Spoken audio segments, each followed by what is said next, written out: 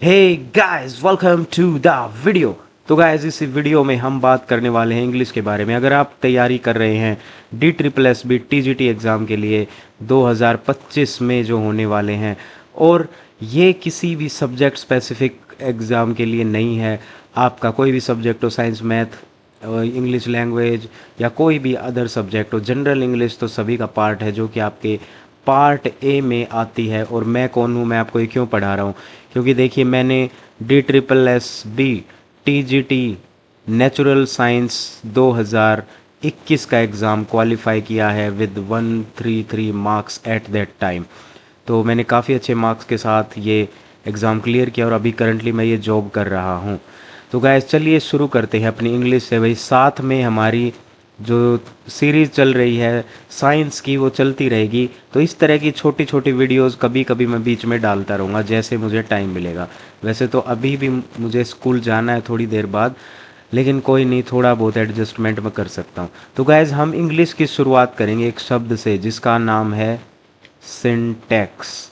तो आइए जानते हैं ये सिंटैक्स किस चिड़िया का नाम है।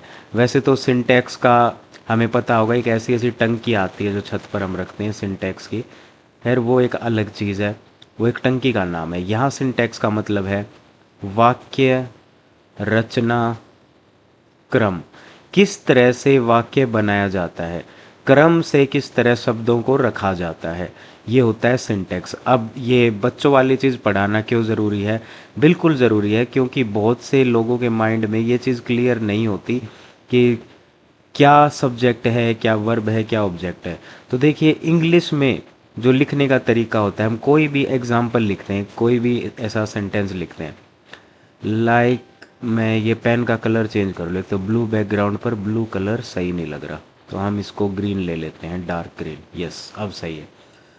तो गाइस, मान लीजिए हमने एक सेंटेंस लिखा, आई एम स्टडिंग, और इसी को हिंदी में लिखते हैं, मैं पढ़ रहा हूँ। डिफरेंस देखिएगा इस दोनों में। इंग्लिश में जो हमने लिखा आई, मतलब सब्जेक्ट जो काम कर रहा है, सब्जेक्ट प्लस यहाँ आई हेल्पिंग वर्ब, हेल्पिंग वर्ब, फिर आया वर्ब जो मेन वर्ब है। तो जैसा कि आप देख सकते हैं, इंग्लिश में subject plus helping verb plus verb, इस तरह करके फिर लास्ट में जो कुछ भी बचता है उसे हम ऑब्जेक्ट में डाल देते हैं, ऑब्जेक्ट की कैटेगरी में। तो इस तरह से इंग्लिश में बनता है एक सेंटेंस। इसे बोलते हैं सिंटैक्स इन इंग्लिश। और हिंदी में क्या है, देखिए, मैं मतलब सब्जेक्ट या हिंदी के अनुसार कर्ता, पढ़, पढ़ना एक क्रिया है, तो ये है वर्ब। रहा, अब ये रहा क्या है, ये एक तरह का कारक है जो आपको काल के बारे में बता रहा है। और हूँ, हूँ क्या है, एक तरह की हेल्पिंग वर्ब या सहायक क्रिया, सहायक क्रिया है। तो देखिए, हिंदी और इंग्लिश की जो सिंटैक्स है उसमें काफ़ी डिफरेंस है। सब्जेक्ट हमने यहाँ भी पहले लिखा, यहाँ भी पहले लिखा, ठीक है, लेकिन देखिए इंग्लिश में पहले आती है हेल्पिंग वर्ब, फिर आती है मेन वर्ब। हिंदी में बिल्कुल उल्टा है, यहाँ पहले मेन वर्ब आती है, उसके बाद आती है हेल्पिंग वर्ब या सहायक क्रिया, और ऑब्जेक्ट इसी तरह लास्ट में जो बचता है ऑब्जेक्ट वहाँ पर हम डाल देते हैं। तो इंग्लिश में सेंटेंस बनाना थोड़ा सा डिफरेंस होता है उसमें, या जब हम उसको कंपेयर करें हिंदी से। सॉरी, चलिए आगे बढ़ते हैं। तो सिंटैक्स का मतलब आप लोगों ने सीख लिया। अब इन एक एक शब्दों को डिकोड करने की हम कोशिश करेंगे। सब्जेक्ट मतलब कोई भी नाउन। अब नाउन का क्या मतलब है भाई, कोई भी लिविंग या नॉन लिविंग, लिविंग या नॉन लिविंग कोई भी थिंग हो उसे हम नाउन बोल सकते हैं। साथ ही फीलिंग्स भी नाउन के अंदर मानी जाती है। अब नाउन का मतलब क्या है भाई, संज्ञा, कोई भी चीज़ जिसके बारे में सेंटेंस में बात की जा रही है, जो मेन हाईलाइट है उस सेंटेंस का, जिसके बारे में बात की जा रही है, उसे हम बोलेंगे सब्जेक्ट। अब ये कुछ भी हो सकता है, लिविंग हो, नॉन लिविंग हो, या कोई फीलिंग हो। अब आता है भाई हेल्पिंग वर्ब, इसको हम पढ़ेंगे यहाँ अलग से। हेल्पिंग वर्ब को पढ़ने का क्या तरीका हो सकता है बढ़िया सा, आइए देखते हैं। ऐसा तरीका आपने कभी नहीं देखा होगा। मैं जब इंग्लिश पढ़ता हूँ या किसी को भी पढ़ाता हूँ तो मैं बोलता हूँ helping verb is a time machine. Time machine. Tenses पढ़ने से भी पहले हमें हेल्पिंग वर्ब का एटलीस्ट बेसिक जो ज्ञान है वो होना चाहिए। टाइम मशीन इसे क्यों बोला? क्योंकि हेल्पिंग वर्ब ही वो शब्द है जिससे हमें पता चलेगा कि हम किस समय में बात कर रहे हैं। चलिए अब देखते हैं एक example. I study, I studied, I was studying, I am studying. मैं अलग अलग तरह के एग्जाम्पल लिख रहा हूँ, इन सबको हम एक साथ कंपेयर करके देखने वाले हैं। और I have studied, I had studied. बहुत सारे सेंटेंसेस को एक साथ लिख दिया। अब यहाँ पर हम हाईलाइट करते हैं हेल्पिंग वर्ब्स को। क्या यहाँ पर कोई भी हेल्पिंग वर्ब है सेंटेंस नंबर 1 में? नो, यहाँ कोई हेल्पिंग वर्ब नहीं है। क्या सेंटेंस नंबर 2 में कोई हेल्पिंग वर्ब है? नो। क्या सेंटेंस नंबर 3 में है? जी हाँ बिल्कुल, ये रहा वॉज, ये एक हेल्पिंग वर्ब है। ऐसे ही अगले में एम, उससे अगले में हैव, उससे अगले में हैड, तो ये है हेल्पिंग वर्ब्स। जब हमने बिना हेल्पिंग वर्ब के first form of the verb लगाकर कोई सेंटेंस बोला तो हमें पता चला कि ये है भाई प्रेजेंट। अब ये हम डिटेल में आगे करेंगे, अभी मैं आपको सिर्फ एक ओवरव्यू दे रहा हूँ। जब बिना हेल्पिंग वर्ब लगाए हमने एक सेंटेंस के आगे थर्ड फॉर्म लगा दी तो हमें पता चला ये है पास्ट। अब क्योंकि कोई हेल्पिंग वर्ब नहीं है तो एग्जैक्टली हमें नहीं पता चलता कि हम प्रेजेंट के भी किस अंतराल में बात कर रहे हैं। और बिना हेल्पिंग वर्ब के अगर हमने थर्ड फॉर्म लगा दी तो हमें ये तो पता चल जाता है कि हम पास्ट में बात कर रहे हैं, पर पास्ट के भी किस समय अंतराल में बात कर रहे हैं। अब समय अंतराल को कैसे समझेंगे आइए देखते हैं। यहाँ एक लाइन बनाते हैं, जैसे हम मैथमेटिक्स में करते हैं ना नंबर लाइन, उसी तरह मैं जब इंग्लिश पढ़ाता हूँ तो मैं ऐसे बनाता हूँ टाइम लाइन। ये मेरा अपना इनोवेशन है। अब ये चीज़ें किसी किताब में आपको नहीं मिलेंगी। फिर से फ़ोन आ गया, एक्सक्यूज़ मी गाइस, मुझे बस 1 मिनट दीजिए। हेलो, वीडियो बन रिकॉर्ड हो रही है अभी तो आगे से। सॉरी गाइस, एक इम्पोर्टेंट कॉल आ गया था। तो बीच में इस लाइन के क्या होगा? प्रेजेंट। प्रेजेंट वो समय है जो अभी चल रहा है। देखो मेरे फ़ोन में ये बड़ी दिक्कत है, जैसे ही कॉल आता है नेटवर्क चला जाता है, हॉटस्पॉट बंद हो जाता है और फिर ये हमारे वाइट बोर्ड में भी प्रॉब्लम आती है। प्रेजेंट, तो बीच में लाए करेगा प्रेजेंट, और लेफ्ट में हम मानते हैं पास्ट को और आगे हम मानते हैं फ्यूचर को। प्रेजेंट टेंस यानी प्रेजेंट वो समय है जो अभी चल रहा है। अब ऐसा थोड़ी कि प्रेजेंट का बिल्कुल यही वाला मोमेंट को हम प्रेजेंट मानेंगे। जैसे अभी अभी थोड़ी देर पहले मैंने कुछ बोला या थोड़ी देर बाद में कुछ बोलने वाला हूँ, 10 सेकंड पहले कुछ बोला, 10 सेकंड बाद कुछ बोलने वाला हूँ, अब उसे हम पास्ट और फ्यूचर में थोड़ी ना कंसिडर करेंगे। 2 सेकंड पहले मान लो मैंने चुटकी बजाई, बिल्कुल अभी अभी बजाई, वो पास्ट थोड़ी ना हो गया है, तो वो भी प्रेजेंट ही।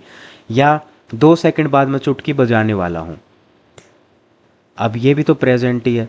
इसलिए जो प्रेजेंट के आसपास का टाइम है उसे भी हम प्रेजेंट में ही कंसिडर करेंगे। फिर जब हम डीप जाएंगे इस तरफ तो हम पास्ट में ट्रेवल करते जाएंगे। कैसे करेंगे वो भी पढ़ते जाएंगे। ऐसे ही प्रेजेंट को हमने माना कि भाई यहाँ तक ये शेडेड एरिया प्रेजेंट है, जो एक प्रिसाइज पॉइंट ऑफ टाइम कभी नहीं होता। टाइम लाइन में कोई भी time precise point of time नहीं होता। प्रिसाइज पॉइंट ऑफ टाइम बताने के लिए हमें ज़रूरत पड़ती है हेल्पिंग वर्ब्स की। और अगर हम बिना हेल्पिंग वर्ब्स के बोलेंगे तो हमें एक स्पेक्ट्रम, ऐसा ब्रॉड स्पेक्ट्रम मिलेगा कि भाई प्रेजेंट का मतलब यहाँ से यहाँ तक का कोई भी समय हो सकता है। जब हम सिर्फ बोल रहे हैं आई स्टडी यानी मैं पढ़ता हूँ, अब मैं देखो यहाँ भी पढ़ता हूँ, यहाँ भी पढ़ता हूँ, यहाँ भी, कलर चेंज करते हैं यार वो बार बार। मैं देखो यहाँ भी पढ़ता हूँ, यहाँ भी पढ़ता हूँ, यहाँ भी पढ़ता हूँ, यहाँ भी पढ़ता हूँ, यहाँ भी पढ़ता हूँ, हर जगह मैं पढ़ता हूँ। लेकिन अगर मैं बोलूँ मैं पढ़ रहा हूँ तो उससे क्लियरली पता चलता है भाई बिल्कुल बिल्कुल ये जो बीच वाला पॉइंट है प्रेजेंट का, यानी जो अभी चल रहा है उस वाले समय की हम बात कर रहे हैं। मैं पढ़ रहा हूँ, आई एम स्टडिंग, ये वाला टाइम एकदम प्रिसाइज प्रेजेंट। और अगर मैं ये बोलूँ मैं मैं D SSS की तैयारी कर रहा हूँ। अब ये सेंटेंस बिल्कुल यहाँ प्रिसाइज पॉइंट ऑफ टाइम पर नहीं आ सकता। किस लिए? क्योंकि हमें पता है हमारा एग्ज़ाम 1 महीने बाद है, और ये भी सच है कि हम तैयारी कर रहे हैं। तो हमारा यानी एक ऐसा काम चल रहा है जो एक फिक्स्ड समय अंतराल के दौरान प्रेजेंट में ही चल रहा है। तो वो देखो, मैं पढ़ रहा हूँ, यहाँ भी रहेगा, यहाँ भी, यहाँ भी, यहाँ भी, यानी वो रहेगा प्रेजेंट में ही, but as a broad spectrum वो रहेगा। तो आई होप आपको कुछ कुछ समझ आया होगा कि टेंसेस जब हम पढ़ते हैं तो ऐसा बता पाना बिल्कुल मुश्किल है कि किस प्रिसाइज पॉइंट ऑफ टाइम के लिए हम बात कर रहे हैं। तो वो एक ब्रॉड स्पेक्ट्रम के रूप में हमारे पास समय रहता है। जब हम प्रेजेंट से आगे डीप जाने लगते हैं तब हम ट्रैवल करने लगते हैं फ्यूचर में। जब प्रेजेंट से पीछे डीप जाने लगते हैं तब हम ट्रैवल करने लगते हैं पास्ट में। अब कैसे ट्रैवल करेंगे वो समझिए। हमने लिखा helping verbs are time machine, तो अब इसी से हम समझने वाले हैं। जब हम एकदम यहाँ पर हैं बीचों बीच, तो हम लगाएंगे is, am, are. I hope आपने इस तरह से टेंसेस को कभी नहीं पढ़ा होगा, क्योंकि आमतौर पर वो रूल्स वगैरह रटवाए जाते हैं। अब रूल्स तो मैं भी आपको रटवा सकता हूँ, कोई बड़ी बात नहीं हो, सभी किताबों में अवेलेबल है। लेकिन मेरी कोशिश है कि कुछ नया आप लोगों को देने की, जिससे कि आपकी जर्नी थोड़ी सी आसान हो। इज एम आर हमें बताता है बिल्कुल ये बीच वाला प्रेजेंट का टाइम, बिल्कुल बीचों बीच, जो प्रिसाइज पॉइंट ऑफ टाइम है, जो समय अभी चल रहा है। अगर इज एम आर लगाएंगे तो हम यहाँ पहुँच जाएंगे। अगर हम हैव लगाते हैं तो प्रेजेंट में ही थोड़ा सा पीछे पास्ट के करीब हम पहुँच जाते हैं। अगर हम यहाँ लगा दें हैव, आई होप आपको कुछ समझ आया हो। हमने हैव लगाया तो रहेंगे प्रेजेंट में ही, पर पास्ट के करीब हम रहेंगे, पास्ट के करीब। और प्रेजेंट टेंस में अगर हम हैव बीन लगा दें तो हमें एक प्रिसाइज पॉइंट ऑफ टाइम की बजाय पास्ट के ही करीब एक ऐसा शेडिड एरिया मिल जाएगा। हैव बीन लगाने से एक ऐसा शेडिड एरिया हैव बीन लगाने से हमें मिल जाएगा, हैव बीन। अब ये कोई प्रिसाइज पॉइंट ऑफ टाइम नहीं है, ये एक समय अंतराल है। I have been playing since 4 in the morning, मैं सुबह 4 बजे से खेल रहा हूँ, एक समय अंतराल है। मैंने खेला, आई हैव प्लेड, तो ये समय अंतराल नहीं है, ये एक प्रिसाइज पॉइंट ऑफ टाइम बता रहा है। आई होप आपको कुछ तो समझ आ रहा होगा। अब हम देखते हैं भाई, देखो प्रेजेंट टेंस में तो इज एम आर, हैव और हैव बीन ही यूज़ होती है, जो हेल्पिंग वर्ब है। तो हमने देखा किस तरह से इज एम आर हमें एकदम प्रेजेंट के बीचों बीच रखती है, किस तरह से हैव हमें थोड़ा सा पास्ट की तरफ ले जाता है, और किस तरह से हैव बीन हमें थोड़ा सा पास्ट की तरफ एक समय अंतराल दे देता है, एक टाइम पीरियड हमें दे देता है। अब इसी तरह हम चलेंगे और पास्ट में। जब प्रेजेंट के एकदम बीचों बीच से थोड़ा सा पास्ट में जाना था तो हमने बोला हैव, और उस पास्ट में भी हमें समय अंतराल यानी टाइम पीरियड चाहिए था तो हमने बोला हैव बीन। जब इसके भी परे हमें जाना हो तो हम लगा देंगे थर्ड फॉर्म। थर्ड फॉर्म कैसे लगाएंगे? I studied. हमने क्या बोला? आई स्टडीड, यानी मैं पढ़ा, या मैंने पढ़ा था, जो भी है। मैंने पढ़ा था, यहाँ भी पढ़ा था, यहाँ भी पढ़ा था, यहाँ भी पढ़ा था, यहाँ भी पढ़ा था, यहाँ भी, यहाँ भी, यहाँ भी, पास्ट में हर जगह पढ़ा था हम फिट कर सकते हैं। एग्जैक्टली पता नहीं चल पाया।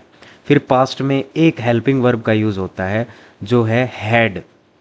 हैड हमें बिल्कुल बिल्कुल बिल्कुल पास्ट के एकदम एंड में ले जाता है, last point of the past, वहाँ यूज़ होगा हैड। तो मान लो एक सेंटेंस हमारे सामने,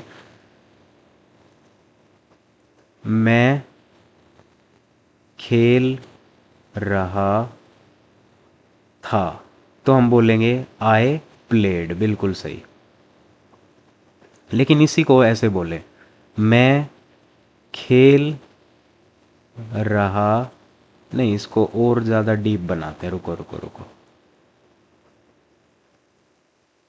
खेलने से पहले मैं पढ़ रहा था। अब देखिए दोनों में क्या डिफरेंस आने वाला है। खेलने से पहले मैं पढ़ रहा था, तो इसको हम कैसे लिखेंगे? आई वॉज नहीं आएगा, यहाँ पर आएगा आई हैड, फिर वो बीन वाला हो जाएगा, हम और ज़्यादा पास्ट में चले गए। चलिए कर लेते हैं, I had been playing. Before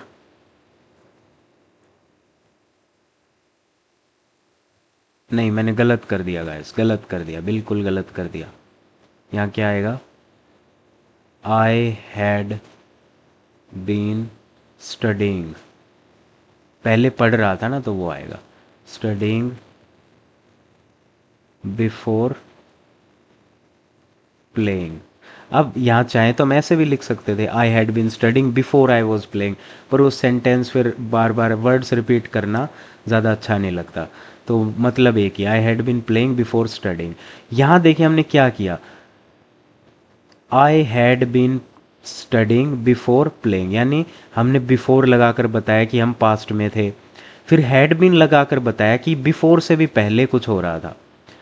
इसी को इस टाइमलाइन में समझिए, हमने कहीं पर बिफोर फिट किया पास्ट में कि भाई मैं पहले क्या कर रहा था, खेल रहा था, आई हैड बीन सॉरी, हाँ पहले मैं खेल रहा था, लेकिन उससे भी पहले मैं पढ़ रहा था। तो यहाँ पर आया बिफोर पास्ट में कहीं, और बिफोर के भी पीछे कहीं हैड बीन हमने फिट किया। तो क्या समझ आता है इस चीज़ से, दोबारा देखते हैं। प्रेजेंट के एकदम बीचों बीच है इज एम आर लगाएंगे, थोड़ा सा पास्ट की तरफ जाएंगे हैव लगाएंगे, और ज़्यादा पास्ट की तरफ एक समय अंतराल में जाएंगे हैव बीन लगाएंगे, उससे भी पीछे जाएंगे तो हम थर्ड फॉर्म लगा सकते हैं, बिफोर लगा सकते हैं, और उससे भी पीछे जाएंगे तो हम हैड लगाएंगे, हैड बीन लगाएंगे। इस तरह से हम पास्ट के अंदर डीप डीप ट्रेवल करते जाएंगे। तो जो हैज़ और हैव है, हैज़, हैव, हैड, ये जो शब्द हैं ये हमें किसी भी समय के डीप में जाने में मदद करते हैं। तो जिस तरह हम गए पास्ट में, अब इसी तरह फ्यूचर में जाते हैं विल लगाकर, मैं पढ़ूंगा। इसे मैं यहीं पर मिटा देता हूँ, ऐसा सही रहेगा, क्योंकि फिर वो टाइमलाइन बार बार बनानी पड़ेगी। इसे हम सब चीज़ों को हम मिटा देते हैं।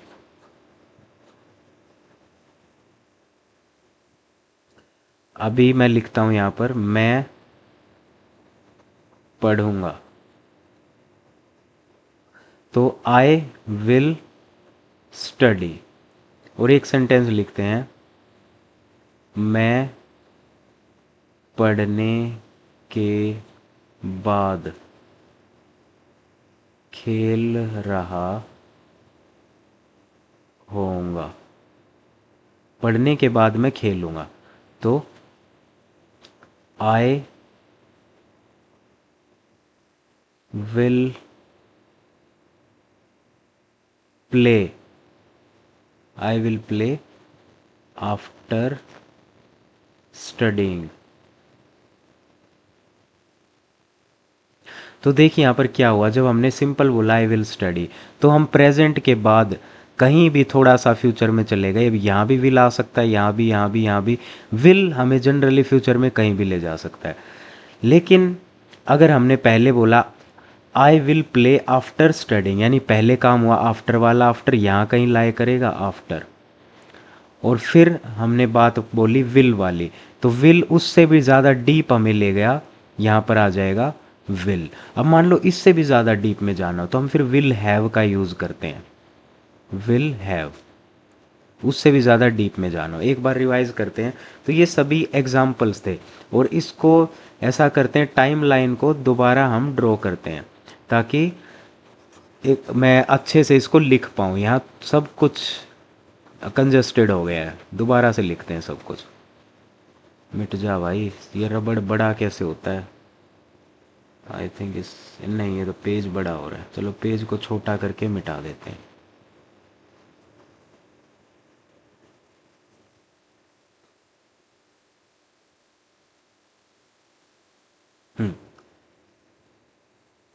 चलिए गाइज अब लिखते हैं, अपनी टाइमलाइन बनाते हैं गाइज दोबारा।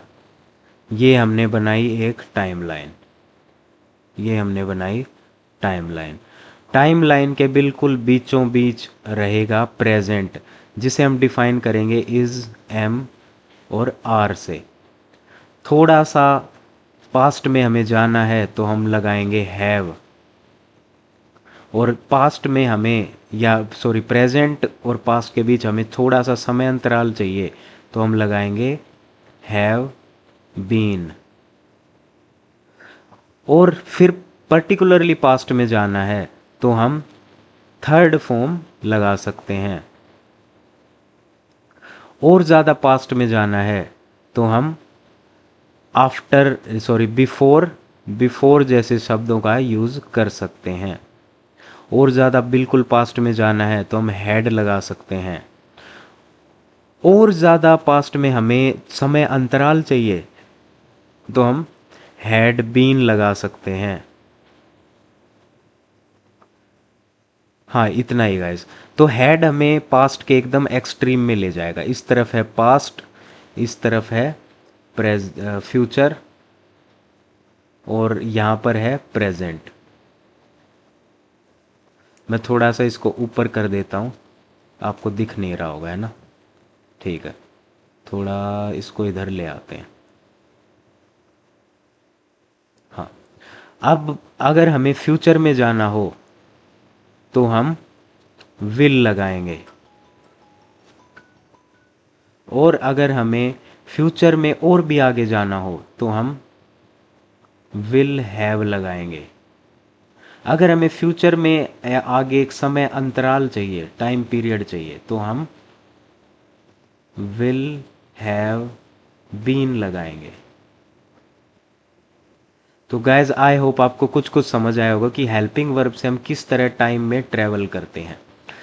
आज की क्लास को इतना ही रखते हैं। बहुत ही बेसिक लेवल मैंने कराया, बहुत ज़्यादा आज नहीं करेंगे।